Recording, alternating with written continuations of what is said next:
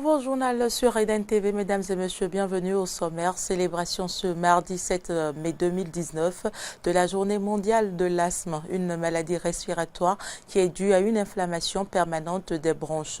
Nous abordons le sujet dans un instant. Vous le savez, le carême musulman a démarré ce lundi. On évoquera dans cette édition les comportements à adopter durant cette période de prière et de privation. Et puis, bonne nouvelle pour la presse. Les deux journalistes de l'agence de presse Reuters incarcérés en Birmanie ont été libérés ce jour.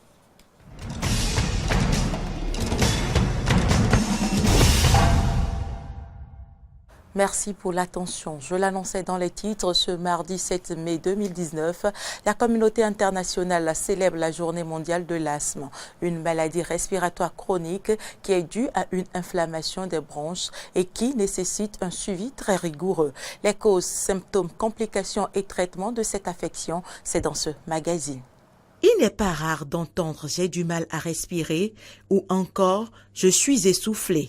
Des symptômes banalisés souvent par des malades qui s'ignorent, souffrant pourtant de l'asthme, une pathologie caractérisée par l'inflammation, le rétrécissement et la contraction des voies respiratoires. C'est une maladie chronique qui est caractérisée par ce qu'on appelle un bronchospasme, c'est-à-dire le rétrécissement de la lumière des bronches. C'est un peu plus compliqué, déjà ce que j'ai dit, mais de façon terre à terre, c'est une maladie qui est caractérisée par des gènes respiratoires, l'étouffement, en relation avec une difficulté des bronches à mobiliser l'oxygène nécessaire pour l'organisme. 100 à 150 millions de personnes souffrent de cette affection au plan mondial selon l'Organisation mondiale de la santé qui dénombre 180 000 cas de décès par an. Les asthmatiques sont souvent des personnes prédisposées génétiquement à cette sorte d'allergie, encore appelée atopie.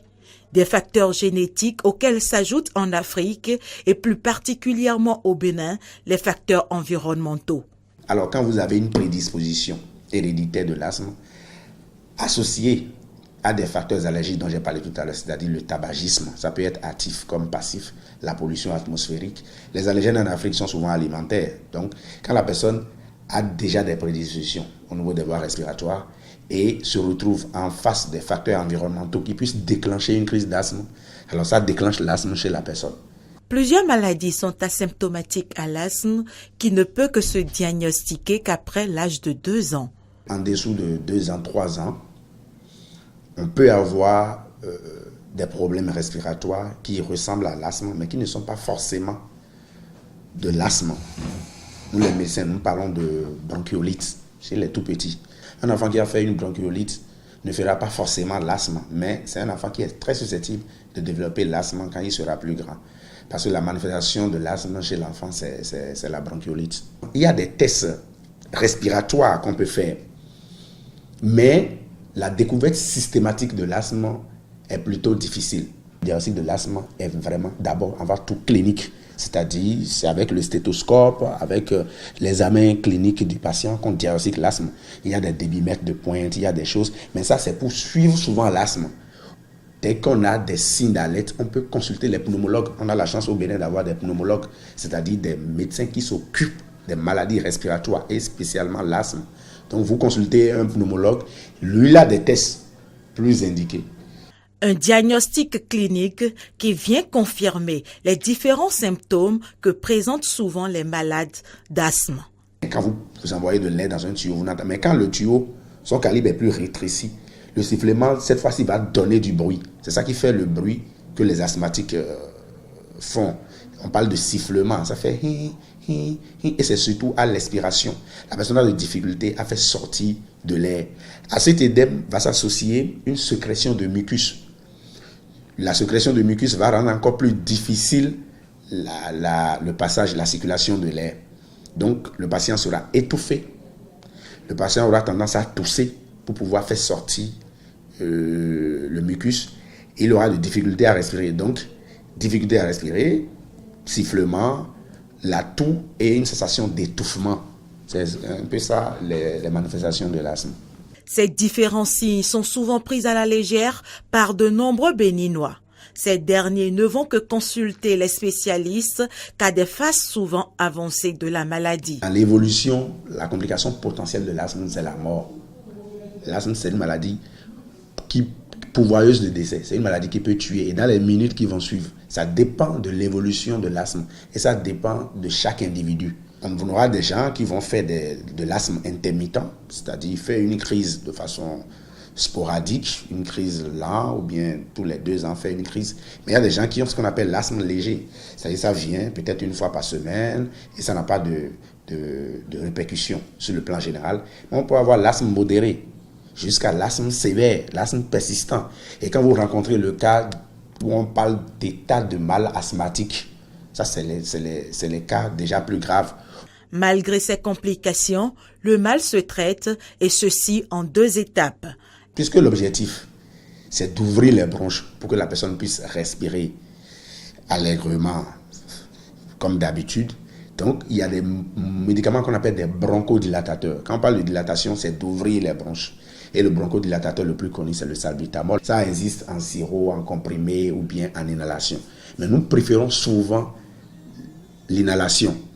Et nous parlons de trousse de l'asthmatique. Un asthmatique doit se promener forcément avec ce médicament dont je parle dans sa trousse. Alors le traitement de fond, c'est pour espacer les crises. Puisque à l'étape actuelle en médecine moderne, nous on n'a pas encore un traitement pour guérir quelqu'un de l'asthme.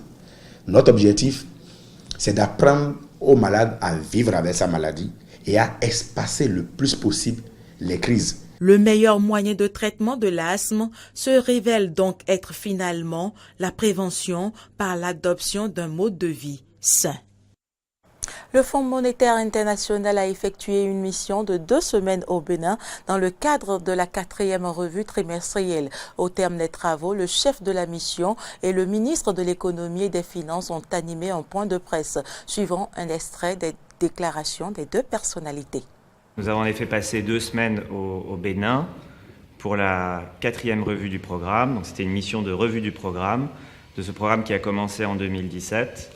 Et cette revue, cette fois-ci, était combinée avec un rapport un peu particulier du FMI qui s'appelle le rapport de l'article 4, dans lequel on fait aussi une analyse tous les 2-3 ans, un peu plus de long terme et un peu plus globale de l'économie. Donc je vais vous parler un petit peu des résultats de cette mission combinée, de cette mission de revue et de cet article 4. En ce qui concerne la mission de revue, nous avons donc regardé un peu l'avancement du programme et je tiens à dire que la performance du programme est très satisfaisante. Tous les indicateurs de performance à la fin du mois de décembre 2018 ont été vérifiés. Et plus que cela, on a eu une très bonne surprise au niveau du déficit public. Grâce à une gestion très prudente des finances publiques, le déficit a terminé à 4% du PIB en 2018, alors qu'on s'attendait à un déficit beaucoup plus élevé de 4,7%. Tout cela, cette bonne performance au niveau du déficit, est en partie liée à une très bonne mobilisation des recettes du gouvernement. Les revenus et les recettes intérieures ont été particulièrement fortes et on continue de voir au premier trimestre 2019 une bonne situation au niveau des revenus. Nous avons la preuve que la gouvernance économique du pays est bonne. Nous avons surtout la preuve que le Bénin a retrouvé le rang des pays crédibles. Depuis 2016, de façon continue, à chaque fois que nous affichons des prévisions, nous les réalisons et nous faisons encore mieux que ce qui est prévu. Vous avez entendu tout à l'heure donc le chef de mission indiquer qu'en matière de taux de croissance, nous étions partis sur un taux de croissance de 6,0 pour 2018. En octobre, ici, quand nous avons fait la conférence de presse, nous avons noté que le Fonds monétaire a revu à la hausse ce taux de croissance à 6,5. Et là, vous venez d'entendre ce matin que ce taux a été revu encore à hausse à 6,7. C'est la preuve que le Bénin est crédible dans ses prévisions.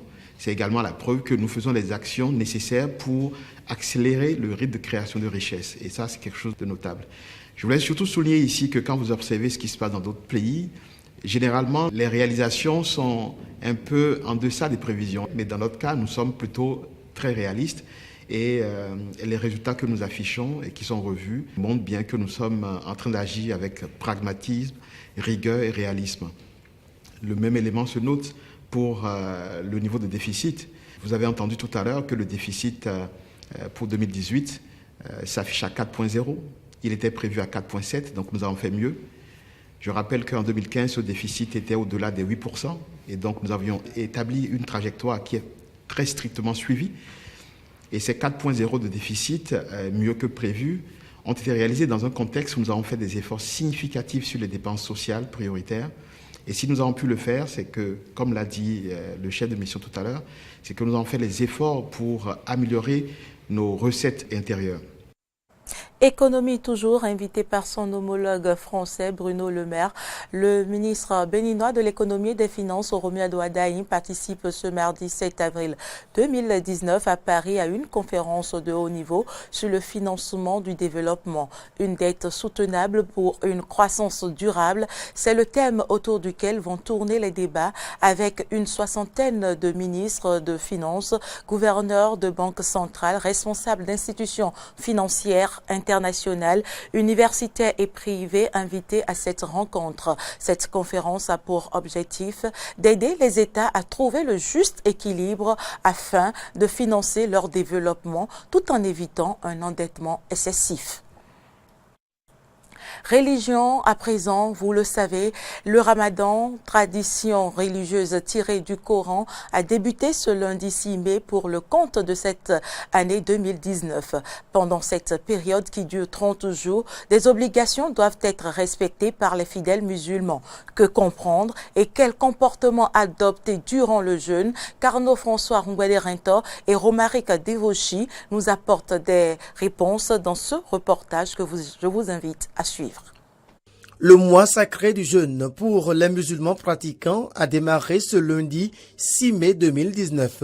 Le Ramadan est concrètement le nom du 9e mois de l'année dans le calendrier hégirien. C'est aussi un mois de jeûne dans la tradition musulmane car c'est le mois de la naissance de l'islam. C'est le mois de la naissance, de l'avènement de l'islam lui-même. C'est au cours de ce mois que le prophète Mohammed, le prophète de l'islam, a reçu pour la première fois la révélation et la mission d'aller transmettre le message de Dieu. C'est aussi le mois au cours duquel renferme la révélation du Coran. Au cours de ce mois, les musulmans ayant l'âge requis selon les prescriptions islamiques ne doivent pas manger, boire, fumer ni entretenir de rapports sexuels de l'aube au coucher du soleil. Il doit pouvoir faire l'intention de jeûner tout le long du mois. Et maintenant s'abstenir de boire et de manger jusqu'au coucher du soleil. Qu'il faut éviter d'entretenir ses épouses pendant le mois de Ramadan et vice-versa. Que procure alors le jeûne à celui qui l'observe? Lorsqu'on jeûne, on est en train d'obéir à Dieu. C'est une obéissance. Parce que le jeûne du mois de Ramadan, c'est une prescription divine. Et le fait de l'observer et de jeûner nous amène directement à une obéissance de Dieu. Et on peut imaginer que quelqu'un qui est en train d'obéir à son Créateur ne peut qu'être dans la grâce divine. Et donc, la finalité, c'est que ça nous permet d'avoir plus la crainte de Dieu. Faisant partie des 5 piliers de l'islam, le Ramadan est considéré comme le mois de la charité car au bout des 30 jours que dure le jeûne musulman, le fidèle doit s'acquitter d'une aumône. D'une religion à une autre, l'Église protestante méthodiste du Bénin, EPMB, et le Conseil écuménique national des églises du Bénin, CONEB, ont délivré un message de paix au peuple béninois au lendemain des manifestations de certains citoyens à Kadjeon. C'est dans la matinée de ce lundi 6 mai à Cotonou. Le point, c'est avec Maury Agua et Fréjus Fiossi. C'est par une lettre pastorale que l'Église protestante méthodiste du Bénin et le Conseil œcuménique national des églises du Bénin se sont prononcés sur la situation subséquente aux élections législatives d'avril 2019. Une adresse à tous les Béninois pour la construction du pays avec le dialogue et la paix sans violence. C'est son éminence révérend Dr Kmodjesou Amos Moussa, président de l'EPMB et du CONEB, qui a délivré le message. Au lendemain des élections législatives du 28 avril 2019, notre pays a été fortement secoué par des actes de violence et de vandalisme. Pour l'amour de Dieu, notre Créateur, que chacun se calme et recherche la paix, comme le demande le prophète Jérémie. Recherchez le bien de la ville où vous habitez et priez l'Éternel en sa faveur, parce que votre bonheur dépend du sien. Jérémie 29, verset 7. Le PMB et le CONEB ont exprimé leur compassion, soutien moral et spirituel aux victimes des actes de vandalisme ainsi qu'à leurs familles et à tout le peuple béninois. Les PMB et le CONEB sont profondément attristés par l'éruption de la violence et de la colère qui se sont emparés de notre mère patrie au lendemain des élections législatives du 28 avril 2019. Arrêtons les scènes de désolation et les propos qui incitent à la violence. Voici maintenant le temps du salut. Voici maintenant le temps de la paix des braves.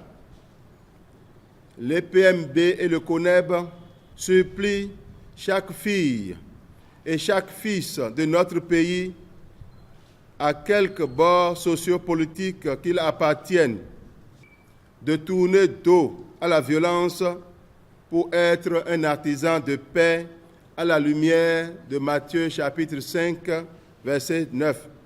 Heureux les artisans de paix, car ils seront appelés fils de Dieu. L'Église protestante méthodiste du Bénin et le Conseil œcuménique national des églises du Bénin décident que les journées de mardi 7 et de vendredi 10 mai 2019 soient observées comme journées de jeûne et de prière pour la paix dans toutes nos communautés.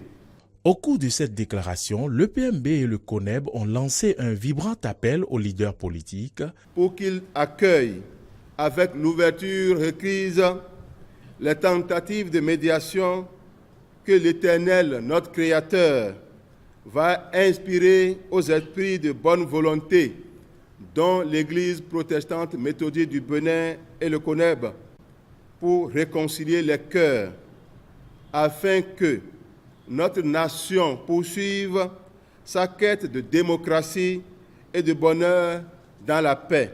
La gloire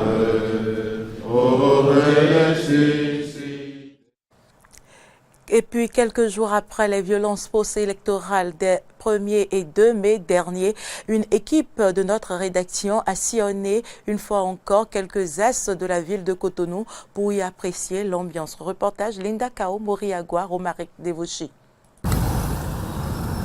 Kadjeung, quartier de résidence de l'ancien président Boniyayi, a retrouvé le calme. Mais à quelques centaines de mètres de sa rue, les séquelles des violences post-électorales des 1er et 2 mai 2019 sont encore perceptibles sur le bitume. Traces d'incendie, voies dégradées. Bonne nouvelle, la voie passant devant la rue de l'ancien président Thomas Boniyayi est désormais ouverte au public. Du fait que la voie est libérée ce matin, vraiment, je suis très content. Tel que je vois la chose là, c'est qu'ils veulent que tout le monde aille faire quelque chose dans la ville. Je suis en joie. Je suis très content que je veux que ça continue de cette manière. Toutefois, quelques véhicules militaires sont encore positionnés au carrefour de la mosquée Kadjeung et de l'église Bon Pasteur. Ravis de ce retour au calme, certains citoyens invitent la population à la paix et à la non-violence. Je vais demander à la population d'être calme, puisque la politique veut amener le Bénin dans un autre monde. L'histoire retiendra que tous ceux qui ont arrivé à voter cette loi, qui est en train de casser tout aujourd'hui, l'histoire retiendra qu'on les connaîtra. Donc je demande au peuple béninois de laisser derrière soi le passé pour pouvoir construire l'avenir. Je les remercie du fait que tout le monde a ramené là-bas la tête d'abord. Je les remercie et je les souhaite le courage et que ensemble nous bâtissons notre pays. En dehors du quartier Kadjehoun, les points stratégiques de la ville de Cotonou, scène de ces affrontements, ont retrouvé également leur quiétude. Information dans ce journal, le trafic local passant devant le grand portail de la mairie d'Abomey-Calavi est de plus en plus impraticable. Une situation qui rend difficile la circulation à ce niveau. Une équipe de la rédaction d'Eden TV est descendue sur le terrain pour constater la situation. Voici son compte rendu. Voici ce que devient la devanture de la mairie d'Abomey-Calavi juste après une pluie. Elle est totalement dégradée suite à la destruction des 2 rampes d'accès à la mairie depuis la voie principale.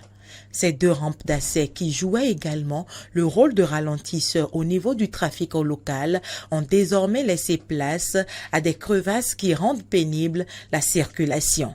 Pour circuler, nous avons des difficultés chaque jour. S'il y a la pluie, on ne sait pas là où il y a des trous et les motos s'enfoncent également, les voitures. Quand il n'y a plus, allez observer quelque chose. Il y a de l'eau sur la voie, on ne peut pas passer aisément. On ne peut pas passer aisément, ce qui fait que, à un moment donné, ça crée un embouteillage. Décriée par les usagers de ce tronçon, cette situation qui perdure depuis plusieurs mois suscite un véritable ras-le-bol, d'autant plus qu'elle est constatée devant le lieu de travail des premières autorités de la commune d'Abomey-Calavi. L'appel que nous devons lancer maintenant, c'est de crier à leur secours qu'ils viennent voir l'état de la voie parce que c'est vraiment dégradé. Vraiment, nous souhaiterions que cette voie, parce que c'est pas là la plupart des gens passent pour aller à leur boulot. Donc nous souhaiterions que cette voie puisse être refaite pour faciliter en fait l'accès à toute la population. En attendant que ces interpellés ne puissent réagir, les populations qui devront continuer par subir les désagréments doivent faire plus que jamais preuve de vigilance sur ce tronçon. Drame au Niger, comme vous le voyez sur ces images, le camion-citerne qui a explosé dans la capitale du Niger, Niamey, après s'être renversé, a tué 58 personnes alors qu'une foule collectait du carburant déversé. Suivez plutôt quelques témoignages sur le déroulement de l'incendie. Vers minuit 30, il y a les gardiens qui m'ont appelé pour me faire parvenir de cet horrible accident. Donc du coup j'étais sur les lieux vers minuit 40 comme ça. Donc il y avait déjà les forces de l'ordre qui étaient là, ils ont mis les triangles de sécurité. Du coup les gens ne peuvent pas se rapprocher. Où il est tombé, il y a tellement de villageois, des gens qui étaient là, ils veulent prendre du carburant. Donc du coup après le camion a pris du feu. Malheureusement pour eux, tout celui qui était à côté, donc il était totalement brûlé.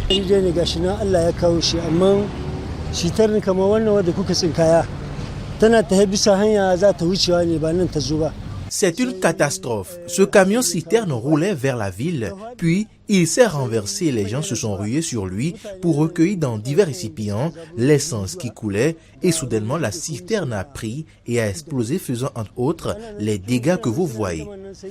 Les gens doivent comprendre que les produits pétroliers sont très inflammables. Quand ils coulent, on doit s'en éloigner et faire très attention. Moi, c'est l'appel que j'ai à lancer à l'endroit des populations.